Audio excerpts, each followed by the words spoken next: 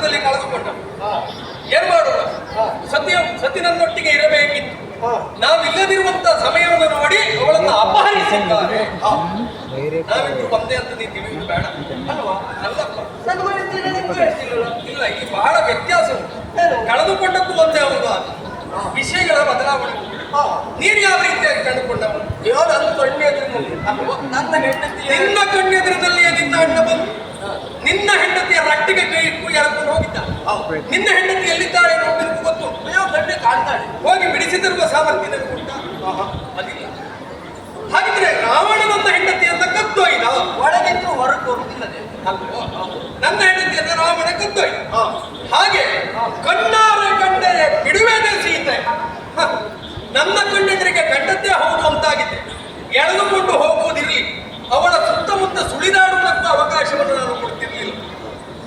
ಅಂದ್ರೆ ವ್ಯತ್ಯಾಸಗಳು ಅಂದ್ರೆ ಈ ಬಾವಿಯಲ್ಲಿ ಬೀಳುವುದಕ್ಕೂ ಬಿದ್ದವನನ್ನ ಕಾಪಾಡುವುದಕ್ಕೂ ಕಾಣುವುದಕ್ಕೂ ಒಂದೇ ರೀತಿಯಾಗಿ ಕಂಡು ವ್ಯತ್ಯಾಸ. ಬಾವಿಯಲ್ಲಿ ಬಿದ್ದವನನ್ನು ಹೋಗಿ ಮತ್ತೊಬ್ಬ ಎತ್ಕೊಂಡು ಬರುವುದಕ್ಕೆ ಹೋಗ್ತಾರಂತಾದ್ರೆ ಇಬ್ರು ಮೈಯು ಒಂದೇ ಆಗಿದೆ ಎನ್ನುವುದರ ಅರ್ಥ ಇಬ್ರು ಬಾವಿಯಲ್ಲಿ ಬಿದ್ದವರು ಅಂತ ಅಲ್ಲ. ಒಬ್ಬವರನ್ನು ಎತ್ಕೊಳ್ಳಿಕ್ಕೆ ಬಂದು ಹೋದವನ ಮೈಯು ಒಂದೇ ಆಗ್ತದೆ. ನನಗೆ ಇತ್ತೀಚೆಗೆ ಒಂದೇ ವಾತಾವರಣದಲ್ಲಿ ಇದ್ದಿದ್ದು ನನಗೆಲ್ಲ ಒಂದೇ ರೀತಿ ಕಾಣ್ತದೆ. ಸ್ಥೂಲ ನೋಟ, ಸೂಕ್ಷ್ಮ ನೋಟ ಇವೇ ಇಲ್ಲ. ಅಂದ್ರೆ ನೀನು ಕೊನೆಯದಾಗಿ ಕೇಳಿದ್ದೇನು ಅಂದ್ರೆ ಬಾವಿಯಿಂದ ಎಂಥದ್ದೊಂದು ನೋವಿಗೆ ಒಳಗಾದವ ನೀನು. ರಕ್ಷಣಾರ್ಥಿಯಾಗಿ ಯಾರನ್ನೇ ಆಶ್ರಯಿಸಿದ್ರು ನಿನ್ನ ಪಾಲಿಗೆ ರಕ್ಷಣೆ ಎನ್ನುವುದು ಇಲ್ಲದೆ ಹೋಯಿತು. ನ್ಯಾಯವನ್ನು ದೊರಕಿಸಿಕೊಳ್ಳುವಲ್ಲಿ ಅಸಾಧ್ಯನಾಗಿ ನಿಂತೆ. ನೆಲನೋಟಕರಾಗಿದ್ದು ಹೋರಾಟ ಮಾಡುವ ಚೈತನ್ಯವನ್ನು ಕಳೆದುಕೊಂಡಿದ್ದೆ. ಈಗ ಹಾಗಿದ್ರೆ ನಿನಗೆ ನನಗಿರುವ ವ್ಯತ್ಯಾಸ ಹೀಗೆ ಅಂತಾದ್ರೆ ಅಂಥ ಕಾರ್ಯ ಮಾಡಿದ ವ್ಯಕ್ತಿಯನ್ನು ನಾನು ಹೋಗಿ ನಿಗ್ರಹಿಸ್ತೇನೆ ಅಂತ ಅದಕ್ಕೂ ನನಗೂ. ಆದ್ರೆ ಸೀತೆಯಲ್ಲಿದ್ದಾಳೆ ಅನ್ನೋದು ಗೊತ್ತಿಲ್ಲ. ಗೊತ್ತಿದ್ದಂತೆ ಹೋದಂತಾದ್ರೆ ಇಷ್ಟೊತ್ತಿಗೆ ಪ್ರಕರಣವನ್ನು ನಾನು ಮುಗಿಸ್ತಾ ಇದ್ದೋ ಏನು? ಅದು ಬಿಡು. ಈಗ ನೀನು ಹೇಳಿದೆಯಲ್ಲ ಅಣ್ಣನಿಂದ ಇಂಥ ನೋವಿಗೆ ಒಳಗಾದೆ ಅಂತ. ಅಣ್ಣನನ್ನು ನಿಗ್ರಹಿಸುವಲ್ಲಿ ಯಾರೆಂದ್ರೆ ಆಗುವುದಿಲ್ಲ ಅಂತ ಹೇಳುವುದು ಬೇಡ.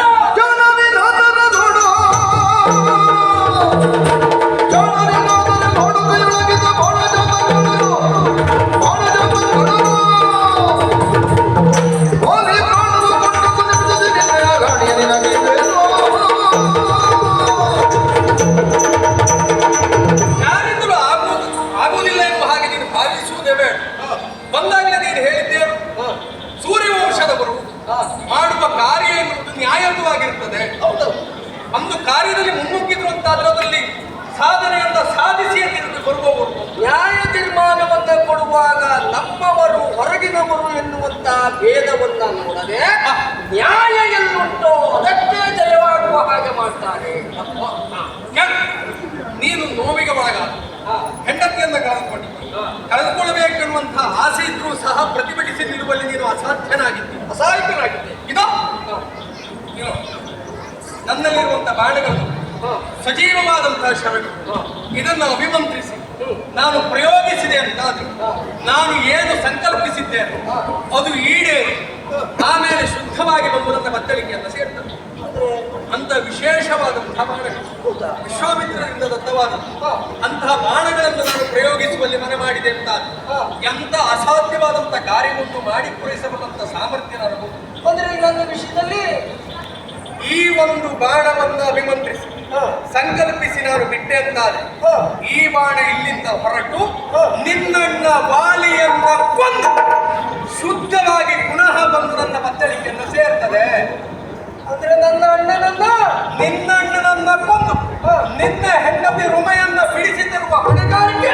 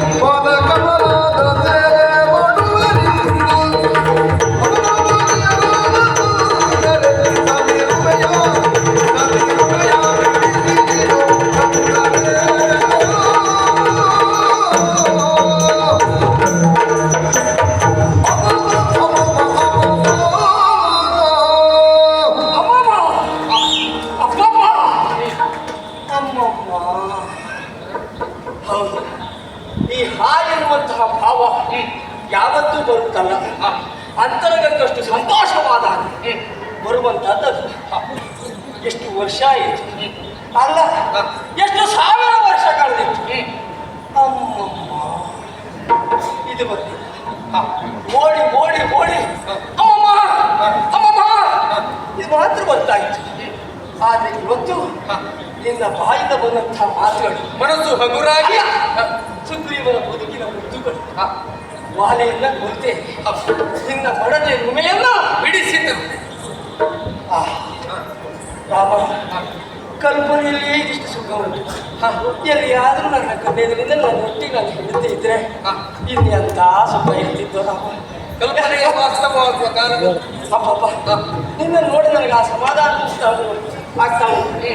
ಪ್ರಭು, ಒಂದು ವೇಳೆ ನೀನು ಆಡಿದ ಮಾತಿನ ಪ್ರಕಾರವಾಗಿ ನನ್ನ ಮಡದಿಯನ್ನು ನೀನು ನನಗೆ ಬಿಡಿಸಿಕೊಟ್ಟೆ ಅಂತ ಇದೋ ಓ ದೂರದಲ್ಲಿ ಉಂಟಲ್ಲ, ಮರದಿನ ಮರಕ್ಕೆ ಹಾರಾಡ್ತಾ ಇದ್ದಾರಲ್ಲ ಅವರೆಲ್ಲ ಮಾನವರು ನಮ್ಮ ಜಾತಿ ಮಕ್ಕಳು ಇಲ್ಲೂ ಇದ್ದಾರೆ.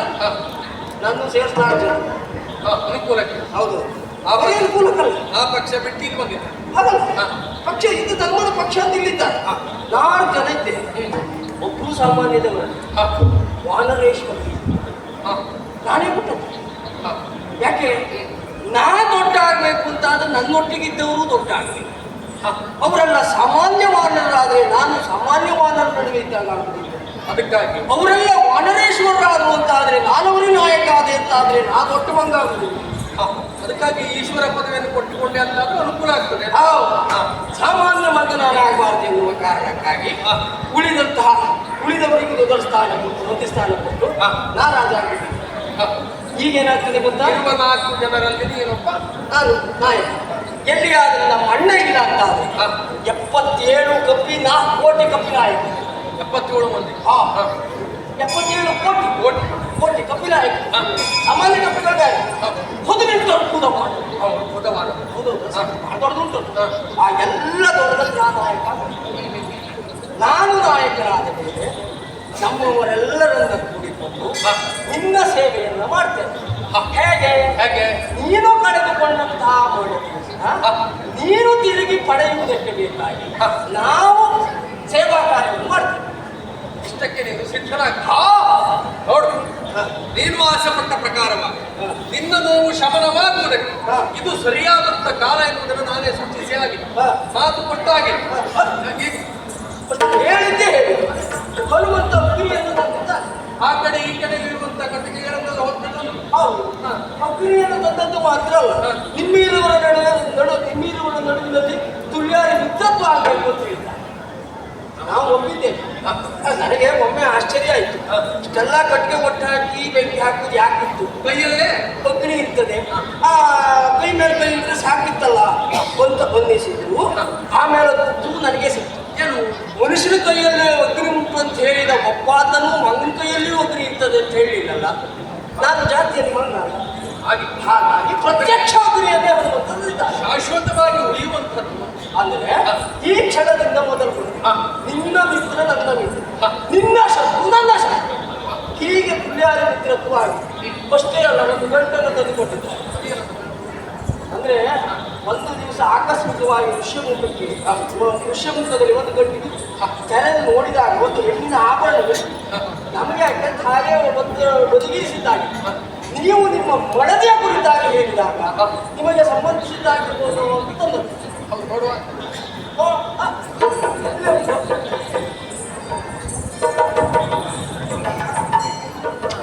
ಲಕ್ಷ್ಮಣ ಅಣ್ಣ ಅದನ್ನು ಏನು ಗುರುತಿಸಬಲ್ಲೆ ಅಣ್ಣ, ಕಾಲಿನ ಗೆಜ್ಜೆಯನ್ನು ಕಂಡಾಗ ತಾಯಿ ನನ್ನ ತಾಯಿ ಮುಂದೆ ಎದ್ದೆ. ಸುಗ್ರೀವ, ಅದನ್ನ ಈಗ ನನ್ನ ಹೊತ್ತಿನಲ್ಲಿ ಇರಿಸಿಕೊಳ್ಳುವವನಲ್ಲ. ನಾನು ಇಲ್ಲದಿರುವಂತಹ ಹೊತ್ತಿನಲ್ಲಿ ಮೋಸದಿಂದಲಾಗಿ ಅವಳನ್ನು ಕದ್ದೊಯ್ದಿದ್ದಾಗಿ ಅವಳನ್ನ ಪುನಃ ಪಡೆದುಕೊಂಡು ಬರುವ ವನಕ ಇದು ನಿನ್ನಲ್ಲಿಯೇ ಭದ್ರವಾಗಿದೆ. ಸ್ವಲ್ಪ ಜಾಗ್ರತೆ ಆಯ್ತಾ? ದೇವ್ರೆ, ಈಗ ನೀನು ಮಾತು ಕೊಟ್ಟ ಹಾಗಾಯ್ತು, ನಾನು ಮಾತು ಕೊಟ್ಟಾಯ್ತು, ಎಲ್ಲ ಅಭಿವೃದ್ಧಿಗೆ ಆದಾಗ ಆಯ್ತು. ಇಷ್ಟೆಲ್ಲ ಅನುಕೂಲ ಆಗ್ತದೆ, ಮತ್ತೆ ನೀನು ಇನ್ಯಾಕೆ ಹೆದರು? ಅದು ಕೆಲಸ ಮಾಡು. ಇದೇ ಸರಿಯಾದ ಸಮಯ. ನಿನ್ನ ಅಣ್ಣನನ್ನ ಹೋರಾಟಕ್ಕೆ ಕರೆ ಏನು ಅಂತ ನಾನು